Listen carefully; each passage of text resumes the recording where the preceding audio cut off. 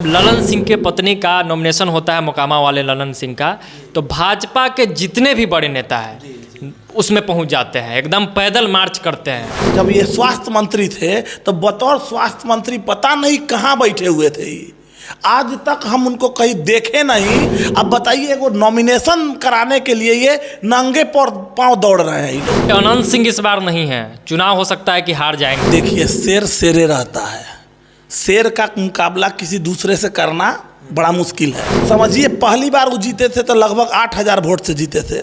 दूसरी बार लगभग 16,000 वोट से जीते थे। तीसरी बार वो लगभग 36,000 वोट से जीते थे। इस बार निश्चिंत रहिए, लगभग ये रेशियो दुगुना से भी ज़्यादा जा रहा है। आप ये कह रहे हैं कि 1 लाख वोट से अनंत सिंह जीत जाएंगे? मिनिमम 50,000 से 1 लाख के बीच में उनको वोट मिलने वाला है। भाजपा दौड़ते रह जाए, जमानतों कहीं जब्त न हो जाए, इसका ख्याल रखने का जरूरत है। मोकामा का जो सीट है वो अनंत सिंह के झोली में था, है और हमेशा रहेगा जब तक वो चाहेंगे। गंदी राजनीति भाजपा करती आई है। ये फिर से वही ए टीम बी टीम सी टीम शुरू कर दिया ये लोग। जमानत जब्त हो जाएगा, आप समझिएगा ना, वहाँ इनको कोई पूछने नहीं जा रहा है। एक के बतवा बार बार रिपीट कीजिएगा तो एक समय आएगा कि आपको जो आपके ही लोग हैं वही आपका वैल्यू देना बंद कर देंगे। मोकामा कितना? आप मिनिमम लेके चलिए कि 50,000 से 1 लाख के ऊपरे सीट रहेगा, बीच में रहेगा, उससे कम नहीं रहना।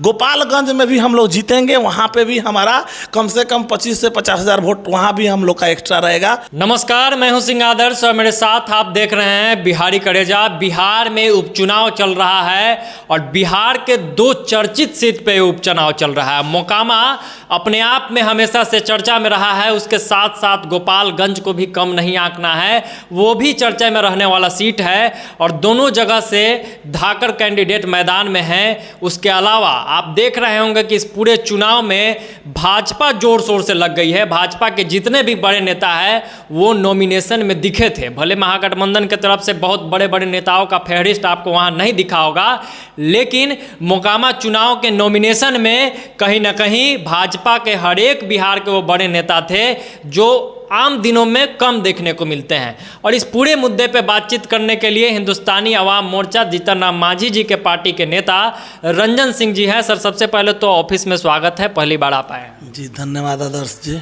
और सवालों की शुरुआत मोकामा चुनाव से करेंगे।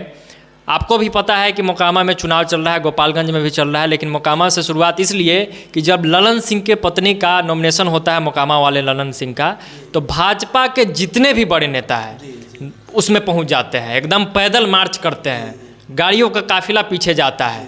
ऐसा मतलब दृश्य देख के क्या कहेंगे आप? देखिए, एक बात तो आप समझ जाइए इस चीज़ को कि ये सब जो ये लोग इसको सो कॉल्ड आप नौटंकी कह सकते हैं। देखिए, सबसे इम्पोर्टेंट चीज़ ये है कि ये एक उपचुनाव है और उपचुनाव में जब आप बात करते हैं तो उसमें इतना हाई तवा मचाने की आवश्यकता नहीं है। खास करके उन सीट पे जहाँ पे ऑलरेडी वहाँ के जो प्रत्याशी हैं वो अपने आप में विख्यात हैं, तो वहाँ पे आपको इस तरह से काम करने की कोई आवश्यकता नहीं है। आप गौर करके, जैसा कि आप बोले, हम लोग भी देख पा रहे हैं। अब बताइए, मंगल पांडे जी को ही देख लीजिए। जितना कार्यकाल में जब तक रहे, जब ये स्वास्थ्य मंत्री थे तो बतौर स्वास्थ्य मंत्री पता नहीं कहाँ बैठे हुए थे। आज तक हम उनको कहीं देखे नहीं और कितना बातें लोग बोल देते थे, बातें हो जाती थी, बच्चों के साथ नाइंसाफ़ी हो जाती थी, डॉक्टर के साथ मारपीट हो जाती थी, लोग बैठ जाते थे धरना पे, इनको कोई फर्क नहीं पड़ता था। इनके कान में जू नहीं रेंगता था। कहीं ये दिखाई नहीं पड़ते थे, कभी आज तक दिखाई नहीं पड़े जब तक ये स्वास्थ्य मंत्री रहे।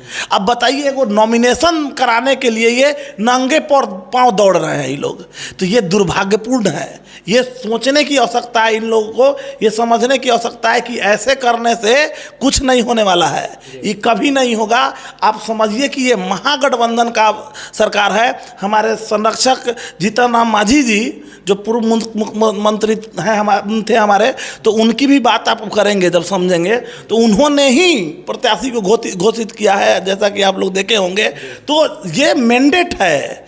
जहाँ जहाँ जैसे ही महागठबंधन का बात आ गया तो आप मान के चलिए कि प्रत्याशी तो वहीं पे वो मतलब अग्रिम कह सकते हैं कि उनको आप शुभकामना दे दीजिए कि वो जीत रहे हैं। लोग कह रहे हैं कि अनंत सिंह इस बार नहीं है, चुनाव हो सकता है कि हार जाएंगे। नीलम देवी लड़ रही हैं, पत्नी हैं, लेकिन अनंत सिंह की कमी खलेगी, ऐसा मतलब संभावना जताया जा रहा है। देखिए, शेर शेरे रहता है, शेर का मुकाबला किसी दूसरे से करना बड़ा मुश्किल है।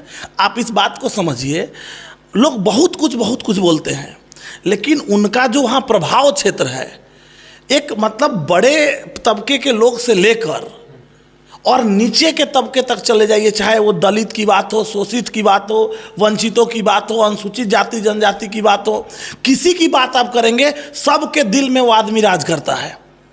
तो आखिर राज करने का कोई ना कोई कारण तो होगा ही ना। आप सारे चैनल्स पे आप देख लीजिए, कहीं पे भी आपको उनका मतलब निगेटिव नहीं दिखेगा। सब बोलते हैं कि तो छोटे सरकार है, वही सरकार है। तो ये चीज़ है, उस मैंडेट को आप नहीं मतलब इधर उधर कर सकते हैं ना। तो ये चीज़ है, आप वो बोलने के लिए बोलने दीजिए। इनका जैसे ही महागठबंधन से इनको टिकट मिला और हिंदुस्तानी अवाम मोर्चा के जो हमारे संरक्षक महोदय हैं माननीय जीतन मांझी जी, उन्होंने ये चीज़ का भी आश्वासन दे दिया। उन्होंने क्लियर कहा कि हम लोग न्यूट्रल होकर बात बोलते हैं, हम लोग का मैसेज हमेशा न्यूट्रल होता है, हम ना किसी के ऊपर प्रत्यारोप आरोप नहीं करते हैं। लेकिन जो हमारी अभी जो सिनेरियो है, जो हम लोग का अभी का आकलन है और अभी हम लोग का जो मैंडेट है, हम लोग जिस तरह से जुड़े हुए हैं, उसके अनुसार से इनको हराने के लिए 10 बार सोचना पड़ेगा। अंतर कम रहेगा। लोग कह रहे हैं कि अनंत सिंह अगर जीते भी तो बहुत कम अंतर से। आपको एक चीज़ समझा देते हैं हम, समझिए, पहली बार वो जीते थे तो लगभग 8,000 वोट से जीते थे, दूसरी बार लगभग 16,000 वोट से जीते थे, तीसरी बार वो लगभग 36,000 वोट से जीते थे। इस बार निश्चिंत रहिए, लगभग ये रेशियो दुगुना से भी ज़्यादा जा रहा है। मतलब अगली बार वो 72,000 से भी ऊपर सीट से जीतेंगे, मतलब वोट मिलने वाला है। आप ये कह रहे हैं कि 1 लाख वोट से अनंत सिंह जीत जाएंगे? मिनिमम 50,000 से 1 लाख के बीच में उनको वोट मिलने वाला है। हो ना हो भाजपा दौड़ते रह जाए, जमानतों कहीं जब्त ना हो जाए, इसका ख्याल रखने का ज़रूरत है। और आप निश्चिंत रहिए कि उनका नाम, उनका कोई सब्स्टिट्यूट हो ही नहीं सकता है, एकदम निश्चिंत रहने की बात है। और जब भी हम महागठबंधन की बात करते हैं तो यहाँ सारे लोग, सारे वर्ग के लोग वहाँ पे जुड़े हुए हैं। और आप समझ के चलिए कि आज जो लोग भी, बहुत लोग अपने आप को महादलित और दलितों का मसीहा बोलते हैं, लेकिन जो काम हमारे संरक्षक महोदय माननीय जीतन मांझी जी ने जो कर दिया है, जो हमारे अभी ये अनुसूचित जाति जनजाति के हमारे जो मंत्री, बिहार सरकार मंत्री डॉक्टर संतोष कुमार सुमन जी ने जो दलितों और वंचितों के लिए, शोषितों के लिए जो काम उन्होंने करके दे दिया है, उनका वोट डायरेक्ट जाएगा, चाहे वो कितना भी पैर मार ले, हाथ मार ले। मतलब आपका ये कहना है कि हम फैक्टर काम करेगा मोकामा और गोपालगंज में, और आप जिताने में अहम भूमिका रहेगा ही। ये हम नहीं कह रहे हैं, हम तो बस अपनी बात को बस रख रहे हैं, और ये बात हमारी नहीं है, ये हमारे संरक्षक महोदय की बात है। उन्होंने ऐलान किया है, उनका जो आप देखेंगे कि उनको जो चिट्ठी लेटर दिया गया था वो जीतन मांझी जी नहीं दिया था। तो ये एकदम सीधा मैसेज हमारे तरफ से है कि हमारे वर्ग के जितने भी वोटर्स हैं, जितने भी हैं, वो कंप्लीट वोट वहीं जा रहा है। चाहे लोग सर से पैर तक जो जोर लगा ले, बाल बांका नहीं कर पाएगा लोग। जो हमारा मोकामा का जो सीट है वो अनंत सिंह के झोली में था, है और हमेशा रहेगा जब तक वो चाहेंगे। अच्छा, भाजपा वाले ने तो पूरा नेता का लिस्ट वहाँ पे मतलब ला दिया था, सब लोग पहुँचे थे। महागठबंधन से बहुत कम नेता पड़े, तो मतलब क्या इसके पीछे कारण? देखिए, यही बात समझने की चीज़ है। जब मतलब आप इस चीज़ को समझिएगा, हमारा यूनिटी है, इसको यूनिटी कहते हैं।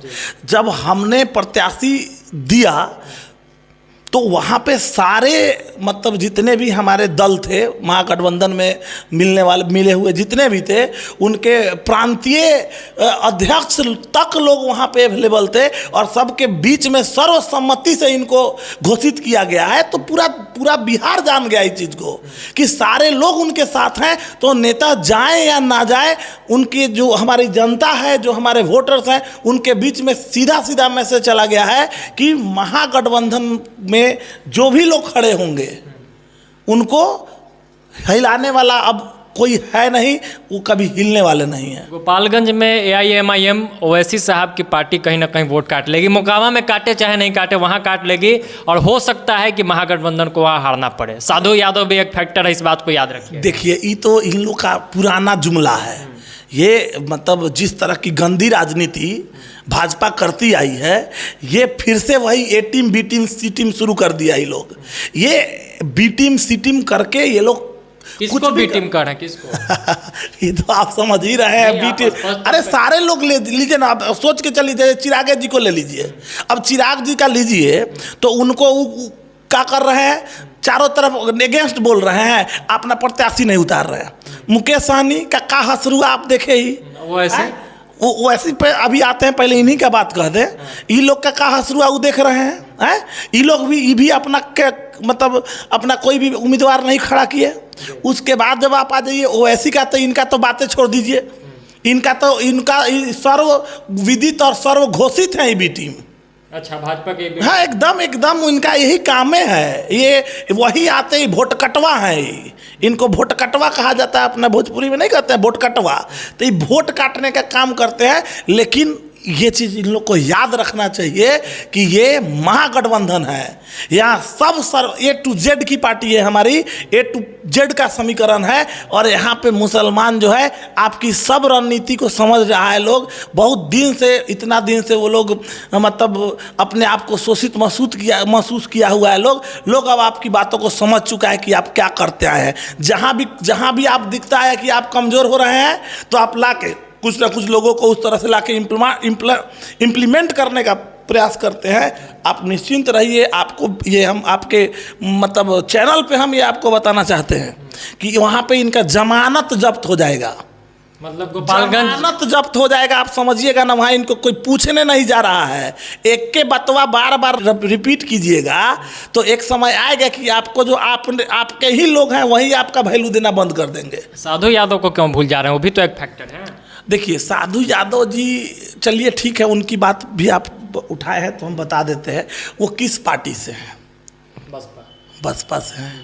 जब वो बसपा अपने जगह पे जहाँ की वो पार्टी है, वहाँ तो अपना वजूद वो बचा नहीं पा रही है, तो उससे यहाँ आके कोई क्या कर लेगा? नहीं तो लोग कहते हैं कि साधु यादव का अपना वोट है, पार्टी छोड़ दीजिए। देखिए, बात तो फिर अपने निर्दलीय लड़ लेते, फिर बसपा से क्यों गए? फिर निर्दलीय लड़ लेते।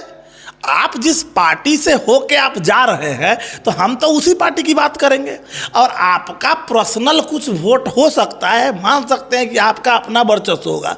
केवल आपके अपने वोट एक जाति विशेष से और एक अपना छोटा मोटा अगर जो आप वहाँ पे अपना वर्चस्व कायम किए हैं, उससे आप इतना मैंडेट नहीं ला सकते हैं कि मतलब आप मतलब उपचुनाव को जीत पाएँ। इसलिए ये सब जितनी भी बातें हैं, जितना ही लोग खड़ा करेंगे, हमारे वोट में मान के चलिए कि वो 20% हम ही को इजाफा होता जाएगा। क्योंकि लोग और समझेंगे, इन लोगों की लोग का जो कैरेक्टर है वो निखर के बाहर आएगा कि लोग क्या कर रहा है।